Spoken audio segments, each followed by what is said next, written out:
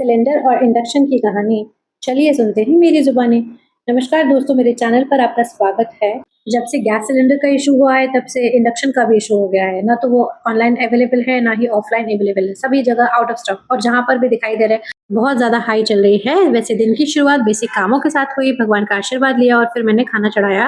और इसके साथ-साथ मेरे हस्बैंड ने पार्थ को नहला दिया था, क्योंकि ये पार्थ को नहाना बहुत ही ज़्यादा पसंद है, वो पानी में बहुत एन्जॉय करता है। तो उसके आज उसके पापा के साथ उसके नहाने का रूटीन था। मैंने फटाफट से उसकी मालिश की, उसको क्रीम-व्रीम लगाया और सब तैयार किया। एक्चुअल पार्थ जो है मालिश वगैरह कराने के टाइम पर नहीं होता है, क्योंकि बचपन से मैंने और मेरे हस्बैंड ने ये नियम बनाया है कि जब भी वो उसकी मालिश होगी, तो हम या तो हनुमान चालीसा का पाठ करेंगे या फिर गायत्री मंत्र या फिर श्री कृष्ण महामंत्र हुआ या महामृत्युंजय मंत्र हुआ।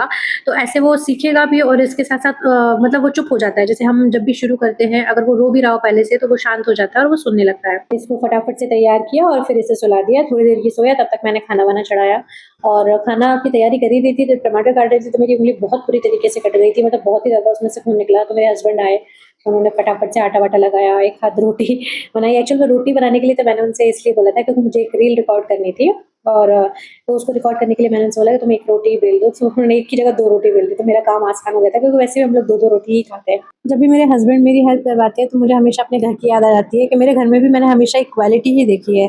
मतलब मम्मी पापा के काम में भी हेल्प करती थी और पापा मम्मी के काम में भी। मम्मी पापा के साथ उनकी बिज़नेस जो भी था उसमें बैठती थी। हमारी बेसिकली किराने की दुकान थी, तो मम्मी उसमें भी बैठती थी पापा के साथ, और पापा घर का काम भी करवाते थे साथ में, जैसे कि किचन वगैरह का काम। और मैंने कभी दादी को भी नहीं देखा कि उन्होंने कभी इस चीज़ के लिए किसी को टोका हो, क्योंकि वो ये चीज़ समझती थी मेरे ख्याल से कि हस्बैंड वाइफ हैं और उनका निजी डिसीजन है। ऐसा कुछ नहीं है कि वाइफ ही अकेली करेगी या कुछ। उन्होंने कभी नहीं कहा, उन्होंने कभी मम्मी से नहीं पूछा कि तेरे घर से कुछ आया कि नहीं आया, या फिर कभी मम्मी को टोका कि तू ये मत पहन वो मत पहन। मतलब मुझे ऐसा लगता है कि मैं बहुत ही ओपन माइंडेड फैमिली में पैदा हुई। हमारे यहाँ सभी, मैंने सबको ही देखा है, चाचा को भी देखा है, ताऊ जी को भी देखा है, सबको ही देखा है मैंने, मतलब अपनी वाइफ की हेल्प कराते हुए।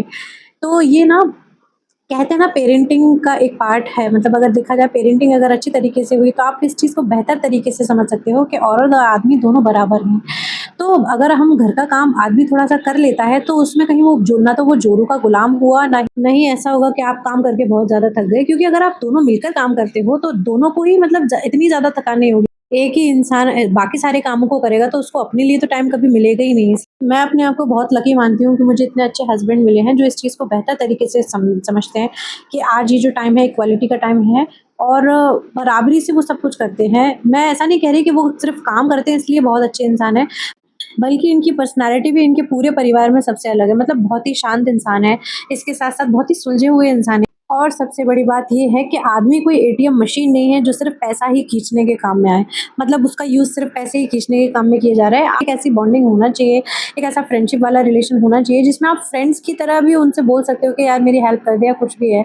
और मेरे हस्बैंड हर चीज़ में परफेक्ट है, मतलब घर के काम भी बहुत अच्छे से कर लेते हैं, बाहर का भी कर लेते हैं। मैंने एक बार पहले भी कहा था कि मैं शायद जो वो काम कर रहे हैं वो नहीं कर पाऊँगी, लेकिन ये सब कुछ जानते हैं करना। और मुझे कभी उनके साथ ऐसा नहीं फ़ील हुआ कि मैं इनसे कभी नीचे हूँ, क्योंकि उन्होंने हमेशा मुझे या तो अपने से ऊपर ही फ़ील करवाया या फिर अपने बराबर, लेकिन कभी ऐसा फ़ील नहीं करवाया कि मैं कभी इनके पाँव की जूती हूँ या फिर नीचे हूँ। मतलब अमूमन और फैमिलीज़ में मैं देखती हूँ तो उसमें मुझे ऐसा लगता है कि हस्बैंड थोड़ा डोमिनेट कर रहे हैं रिलेशनशिप को, बट ऐसा नहीं।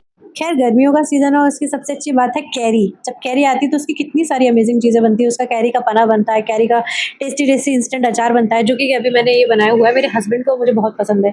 ख़ासकर दाल बनी हो तो उसके साथ तो ये बहुत ही टेस्टी लगता है। फिर हम दोनों ने अपनी प्लेट लगाई, और मेरे हस्बैंड को क्या है, आदत है भोग लगाने की। मतलब 1-2 साल से उनको आदत हो गई है। वो अपने टिफ़िन में से भी पहले ही भोग लगा कर जाते हैं डेली। तो उन्होंने भोग लगाया कान्हा जी को और फिर हम दोनों ने खाना खाया। उसके बाद इस दिन का सबसे गंदा और सबसे टफ़ेस्ट काम हुआ है। जब बचपन में हम लोग ये काम होता था, मम्मी करती थी, तो हम भग जाया करते थे तीनों भाई-बहन, और ये काम है घी निकालने का।